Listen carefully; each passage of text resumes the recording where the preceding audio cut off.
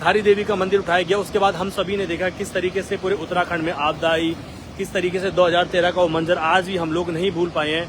कैसा वो मंजर था कि जिस तरीके से लोगों के घर बह के नदियों में आते थे, पाइपें बह के नदी में आते थे, ड्रम बह के नदी में आते थे, वो मंजर आज भी हम सबको याद है। और उसके बाद आज इसीलिए मैं आप सभी को पहले से ही सचेत करा देना चाहता हूं कि श्रीनगर का डैम खुल चुका है, अलकनंदा नदी का प्रवाह बढ़ चुका है।